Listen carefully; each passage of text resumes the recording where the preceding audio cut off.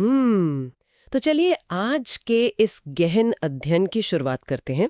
हम इंसानों ने ना अंतरिक्ष के सारे रहस्य सुलझा लिए हैं, जेनेटिक्स को डिकोड कर लिया है और एआई तक बना लिया है। हाँ, हमने सच में बहुत तरक्की कर ली है। बिल्कुल, लेकिन फिर भी ना एक बहुत ही अजीब विरोधाभास है। मतलब जब हम किसी भारी ट्रैफिक में फंसते हैं या फिर जब शेयर बाजार में अचानक से आसान पैसा कमाने का लालच दिखता है, तो हमारा ये जो इतना विकसित दिमाग है वो अचानक किसी आदि मानव की तरह बर्ताव क्यों करने लगता है? बहुत सही सवाल है ना? मतलब हम इतने अतार्किक क्यों हो जाते हैं? देखिए, ये एक ऐसा सवाल है जो सदियों से दार्शनिकों को परेशान करता आ रहा है। हम हमेशा ये मानते हैं कि हमारी जो बुद्धिमत्ता है वो हमें हमारी भावनाओं से ऊपर उठाती है। हाँ, बिल्कुल। लेकिन सच कहूं तो असल में ऐसा बहुत ही कम होता है। और आज की हमारी इस चर्चा का जो मुख्य विषय है वो यही इंसानी विरोधाभास है। आज हम मशहूर लेखक रॉबर्ट ग्रीन की किताब the laws of human nature और उनके कुछ अन्य काम जैसे द 48 लॉज ऑफ पावर और मास्टरी के अंशों में गहराई से गोता लगाने वाले हैं। बहुत ही दिलचस्प किताबें हैं ये। हाँ, तो हमारा आज का मिशन ये समझना है कि इंसान अक्सर इतने अजीब, इतने विनाशकारी या पूरी तरह से अतार्किक तरीके से व्यवहार क्यों करता है। हम उस अंदर बैठे अजनबी को समझने की कोशिश करेंगे जो कई बार हम पर हावी हो जाता है। बिल्कुल, और इन स्रोतों को विश्लेषण करते हुए एक बात जो बहुत स्पष्ट रूप से उभर कर आती है वो ये है कि रॉबर्ट ग्रीन की ये किताब केवल मनोविज्ञान का कोई सैद्धांतिक पाठ नहीं है। अच्छा, तो फिर इसे हम क्या कह सकते हैं? इसे आप इंसानी व्यवहार को डिकोड करने की एक कोड बुक समझ सकते हैं। ये ज्यादा सही होगा। मतलब ये हमें सिर्फ ये नहीं बताती कि हम क्या करते हैं, बल्कि क्यों करते हैं। हाँ बिल्कुल, ये गहराई में जाकर उन तंत्रों या मैकेनिज्म को समझाती है जिनके कारण हम अपने जीवन में बार बार एक ही तरह के नकारात्मक पैटर्न में फंस जाते हैं। ठीक है, तो चलिए इसे गहराई से समझते हैं। सबसे पहले मुझे उस धारणा के बारे में बताइए जो हम सबको है। मतलब हम सभी को लगता है कि हमारे फैसलों पर हमारा पूरा नियंत्रण है। वो कंट्रोल का जो भ्रम होता है। हाँ, वही। मुझे लगता है कि मैं जो कपड़े चुन रही हूँ, जो बातें बोल रही हूँ, वो मेरी अपनी स्वतंत्र इच्छा है। ये धारणा इतनी गहरी क्यों है और स्रोत सामग्री इसे गलतफहमी क्यों मानती है? ये भ्रम इसलिए है क्योंकि हम अपने दिमाग के चेतन हिस्से को ही सब कुछ मान लेते हैं। मतलब वो हिस्सा जो विचार करता है, हम उसी को अपना पूरा अस्तित्व मान बैठते हैं। अच्छा। लेकिन सच्चाई ये है कि हमारा आज का व्यवहार लगभग 50 लाख वर्षों के विकास का परिणाम है। बाप रे, 50 लाख साल! हाँ, और इस विकासवादी बोझ को समझे बिना हम खुद को नहीं समझ सकते। देखिए, भाषा का आविष्कार तो मानव इतिहास में बहुत बाद में हुआ ना। हाँ, ये तो है। हाँ, तो उससे पहले लाखों सालों तक हमारे पूर्वजों का अस्तित्व पूरी तरह से इस बात पर निर्भर करता था कि वे एक दूसरे की भावनाओं को कितनी जल्दी और सटीक रूप से पढ़ सकते हैं। तो क्या इसका मतलब ये है कि बिना कुछ बोले ही कबीले का हर सदस्य दूसरे की मानसिक स्थिति को भांप लेता था? बिल्कुल, इसे आप एक तरह का सर्वाइवल मैकेनिज्म या जीवित रहने की रणनीति कह सकते हैं। मान लीजिए, अगर कबीले के एक सदस्य ने किसी खतरनाक जानवर को देखा और उसके चेहरे पर अचानक डर आ गया, तो बाकी सदस्यों के पास ये सोचने का समय नहीं होता था कि अरे वो डरा हुआ क्यों है। हाँ, उन्हें बस तुरंत रिएक्ट करना होता था। एकदम सही, उन्हें बस तुरंत उस डर को महसूस करना होता था और भागना होता था। हमारे दिमाग में मिरर न्यूरॉन्स होते हैं जो हमें दूसरों की भावनाओं की नकल करने पर मजबूर करते हैं। तो मतलब भावनाएं एक इंसान से दूसरे इंसान में ऐसे ही ट्रांसफर हो जाती है? हाँ, जैसे खुशी हो गई, शर्म या गुस्सा हो गया, ये भावनाएं एक व्यक्ति से दूसरे व्यक्ति में किसी वायरस की तरह फैलती थीं। और सबसे दिलचस्प बात यह है कि हमारे अंदर की वो जो एवोल्यूशनरी वायरिंग है वो आज भी वैसी है। लेकिन मुझे यहाँ एक बात समझ नहीं आ रही है। हम अब गुफाओं में तो नहीं रहते ना? हाँ, बिल्कुल नहीं रहते। क्या आज के समय में ये सब सच में प्रासंगिक है? हमने शिक्षा प्रणाली बना ली है, हम तार्किक रूप से सोचना सीखते हैं, तो क्या हमारी ये आधुनिक तार्किकता हमारी उन पुरानी प्रवृत्तियों को खत्म नहीं कर देती? इससे एक बहुत महत्वपूर्ण सवाल खड़ा होता है। ये एक बहुत ही जायज सवाल है, लेकिन दुर्भाग्य से सभ्यता ने हमारी आदिम प्रवृत्तियों को खत्म नहीं किया है। तो फिर क्या हुआ है? उसने सिर्फ उन्हें व्यक्त करने का तरीका बदल दिया है। विकासवादी प्रवृत्तियां जैसे कि कबीलों में रहने की जरूरत या समाज में अपनी रैंकिंग तय करने की होड़, ये आज भी हमारे हर फैसले को प्रभावित करती हैं। अच्छा, मतलब कबीले आज भी हैं, बस उनका रूप बदल गया है।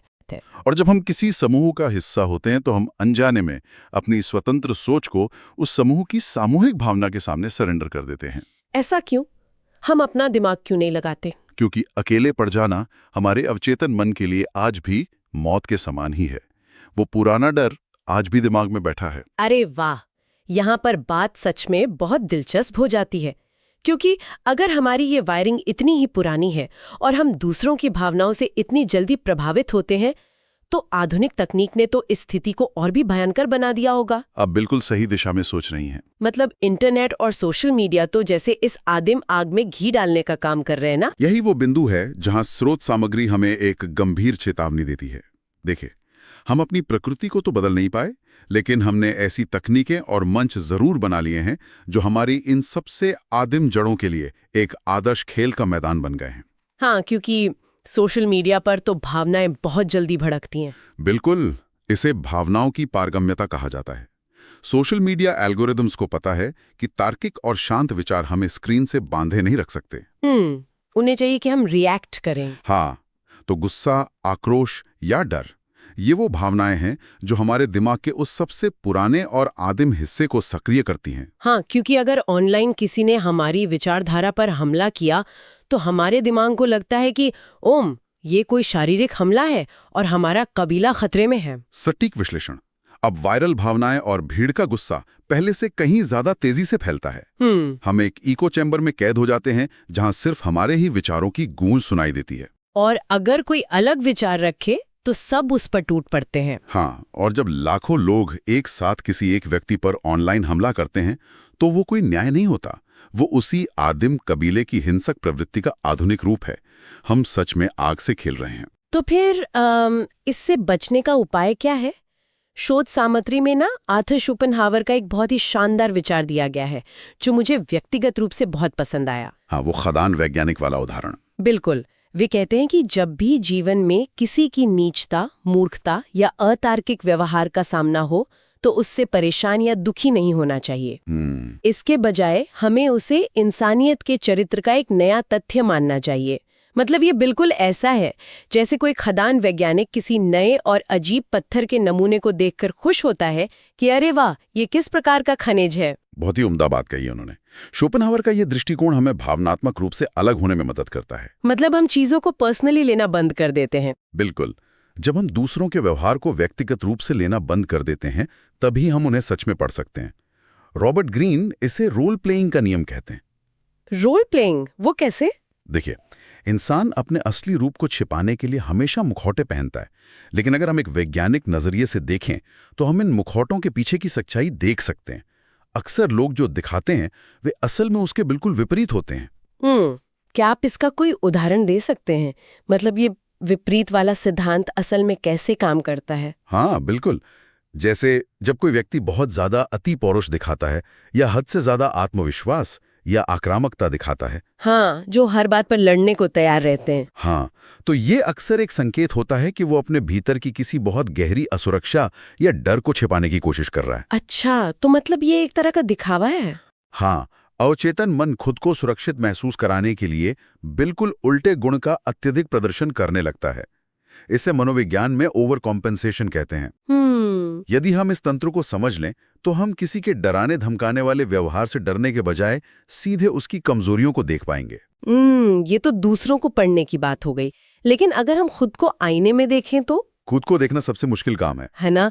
अगर इंसान इतना ही प्रिडिक्टेबल और अतार्किक है तो हम इस बात को आसानी से स्वीकार क्यों नहीं करते? हम हमेशा अपनी गलतियों और नाकामियों के लिए दूसरों को ही क्यों कोसते हैं? इस तंत्र को ब्लेम बायस या दोष देने की प्रवृत्ति कहा जाता है। देखिए, मानव अहंकार बहुत ही नाजुक होता है। अपनी गलती मानना हमारे आत्मसम्मान पर सीधा प्रहार करता है। इसलिए जब भी चीजें गलत होती हैं तो हमारा दिमाग स्वचालित रूप से बाहरी कारणों की तलाश करने लगता है। हाँ, ये कुछ ऐसा है ना कि हमारा दिमाग हमारा अपना एक पीआर एजेंट बन जाता है। पीआर एजेंट, हाँ, ये दिलचस्प एनालॉजी है। मतलब जब कोई बड़ी सफलता मिलती है तो वो पीआर एजेंट तुरंत कहता है कि ये सब तो हमारी अपनी समझदारी और कड़ी मेहनत का नतीजा है। बिल्कुल, सारा क्रेडिट खुद को। हाँ, लेकिन जैसे ही कोई विफलता होती है वो पीआर एजेंट तुरंत एक प्रेस विज्ञप्ति जारी कर देता है कि भाई इसमें हमारी कोई गलती नहीं थी, हालात ही खराब थे, या सरकार की नीतियां गलत थीं, या किसी ने हमारे खिलाफ साजिश रची थी। हाँ, ये पीआर एजेंट वाली बात बिल्कुल सटीक है। और देखिए, ये प्रवृत्ति सिर्फ व्यक्तिगत स्तर पर नहीं बल्कि वैश्विक स्तर पर भी काम करती है। अच्छा, बड़े स्तर पर भी? हाँ, स्रोत सामग्री में 2008 के वैश्विक आर्थिक संकट का बहुत ही गहराई से उदाहरण दिया गया है। वो हाउसिंग क्रैश वाला। बिल्कुल। जब वो संकट आया तो मीडिया और आम जनता ने हर जगह यही कहा कि ये सब लालची कर्जदाताओं, जटिल वित्तीय उत्पादों या सरकार की ढील के कारण हुआ। हाँ, मुझे याद है, सब बैंकों को ही दोष दे रहे थे। लेकिन स्रोत सामग्री का तर्क है कि ये कहानी का केवल आधा सच है। असली कारण कुछ और ही था ना? हाँ, अगर हम इसे व्यापक संदर्भ में देखें तो सच्चाई बहुत गहरी और मनोवैज्ञानिक थी। 2008 से पहले के वर्षों में लाखों बहुत ही पढ़े लिखे, समझदार और अनुभवी लोग आसान पैसे के लालच में पूरी तरह अंधे हो गए थे। सब बहती गंगा में हाथ धोना चाहते थे। बिल्कुल। जब लालच बढ़ता है तो दिमाग में डोपामाइन नाम का रसायन निकलता है जो हमारी तार्किक सोच को पूरी तरह से धुंधला कर देता है। ये एक सामूहिक भावना थी, एक तरह का ग्रुप थिंक जिसने पूरे बाजार को अपनी चपेट में ले लिया था। और ऐसा नहीं था कि चेतावनी के संकेत मौजूद नहीं थे। इतिहास ऐसे उदाहरणों से भरा पड़ा था जहां बाजार क्रैश हुए थे। एकदम सही। 1987 का स्टॉक मार्केट क्रैश तो सभी को याद होना चाहिए था। हाँ, वो ब्लैक मंडे। हाँ, या फिर 1998 में लॉन्ग टर्म कैपिटल मैनेजमेंट नाम के एक बहुत बड़े हेज फंड का डूबना। इस फंड को नोबेल पुरस्कार जीतने वाले अर्थशास्त्री चला रहे थे। अरे वाह, मतलब सबसे समझदार लोग। फिर भी वो डूब गए क्योंकि उनका अत्यधिक आत्मविश्वास उनके जोखिम पर भारी पड़ गया था।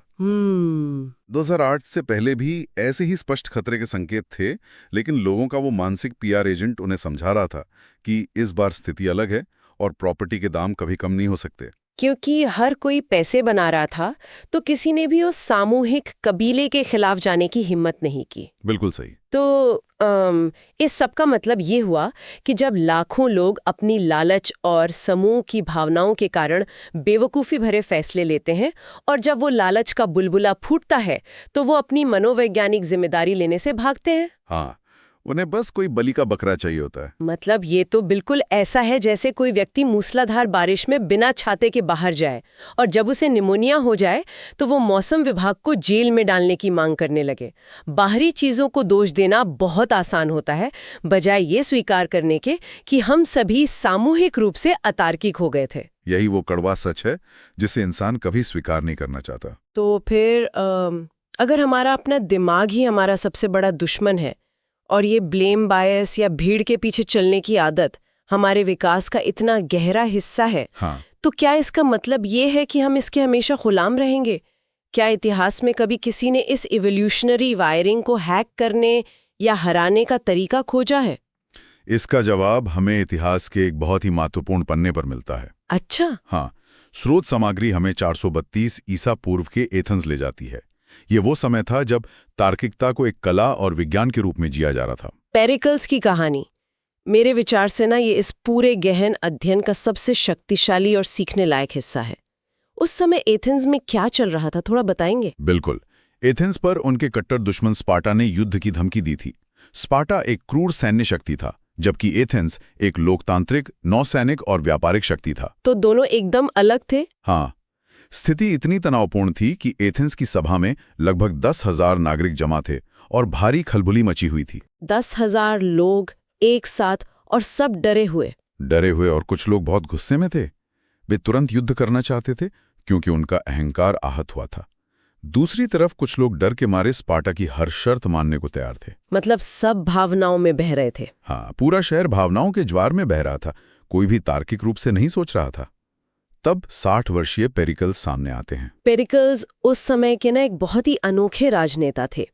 अनोखे इसलिए क्योंकि वे बाकी नेताओं की तरह भीड़ की भावनाओं को भड़काकर अपना उल्लू सीधा नहीं करते थे। बिल्कुल सही कहा। अपनी कुलीन पृष्ठभूमि के बावजूद उन्होंने आम मजदूरों और नाविकों का साथ दिया था।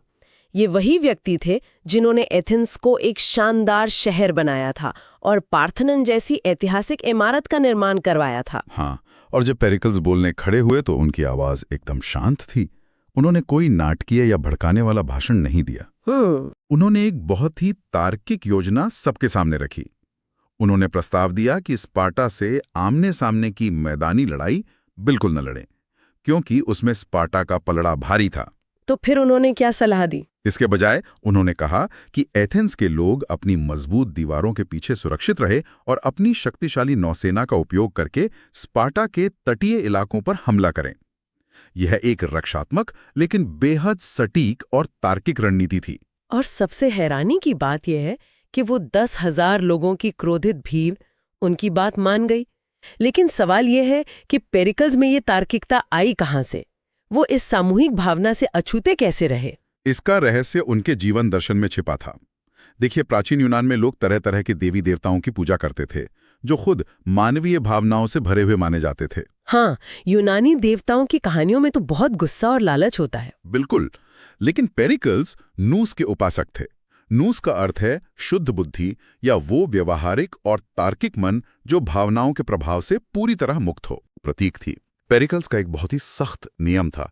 वे कभी भी किसी भावना के प्रभाव में आकर कोई निर्णय नहीं लेते थे। वो कैसे संभव है? जब भी उन्हें बहुत गुस्सा आता या कोई उन्हें उकसाने की कोशिश करता तो वे तुरंत प्रतिक्रिया नहीं देते थे। कहा जाता है कि वे खुद को अपने घर में बंद कर लेते थे, कई दिनों तक अकेले रहते थे, ताकि भावनाएं शांत हो जाएं और तार्किक सोच वापस आ सके। लेकिन मुझे यहाँ पेरिकल्स के इस तरीके पर थोड़ी शंका है। आज के व्यवहारिक जीवन में ये कैसे संभव है? आपका क्या मतलब है? मतलब अगर मैं किसी अहम बोर्ड मीटिंग में हूँ या किसी से बहस हो रही है और मुझे बहुत गुस्सा आ रहा है, तो मैं अचानक उठ के खुद को कमरे में बंद तो नहीं कर सकती ना। तो पेरिकल्स का ये नियम आज के दौर में कैसे लागू किया जा सकता है? ये एक बहुत ही व्यावहारिक सवाल है। देखिए, पेरिकल्स का कमरे में बंद होना असल में एक प्रतीक है। अच्छा। आज के संदर्भ में इसका मतलब भौतिक रूप से छिप जाना नहीं है, बल्कि मानसिक रूप से एक गैप या दूरी बनाना है। उत्तेजना और प्रतिक्रिया के बीच के समय को बढ़ाना ही असली चाबी है। मतलब तुरंत रिएक्ट मत करो। बिल्कुल। जब आपको गुस्सा आए तो तुरंत ईमेल का जवाब न दें या तुरंत पलटकर वार न करें। एक गहरी सांस लें, स्थिति को तीसरे व्यक्ति के नजरिए से देखने की कोशिश करें। यही आधुनिक समय में खुद को कमरे में बंद करने के बराबर है। ये एक बेहतरीन स्पष्टीकरण है। मतलब पेरिकल्स उस इंसान की तरह थे जो एक जलती हुई इमारत में फंसा है, लेकिन बाकी लोगों की तरह चीखने, चिल्लाने या अंधाधुंध भागने के बजाय वो बहुत शांति से उस इमारत के नक्शे का अध्ययन कर रहा है ताकि सबसे सुरक्षित निकास खोजा जा सके। बहुत ही सुंदर एनालॉजी है। और उनके इसी नूस यानी तार्किक दिमाग के कारण एथेंस ने अपना स्वर्णिम युग देखा। युद्ध के शुरुआती दौर में उनकी रणनीति पूरी तरह काम कर रही थी। लेकिन फिर कुछ ऐसा हुआ जिसने इतिहास की धाराएं बदल दी। जब वो तार्किक आवाज हमेशा के लिए खामोश हो गई तो क्या हुआ? बाप रे! और दुर्भाग्य से इसी प्लेग ने पेरिकल्स की भी जान ले ली। और पेरिकल के जाते ही वो धागा टूट गया जो एथेंस को तार्किकता से जोड़े हुए था। एथेंस का पतन ये दिखाता है कि जब तर्क खो जाता है तो विनाश कितनी तेजी से आता है। पेरिकल्स की मौत के बाद क्या बदलाव आया? एथेंस के लोग अपनी भावनाओं और हताशा के पूरी तरह गुलाम हो गए।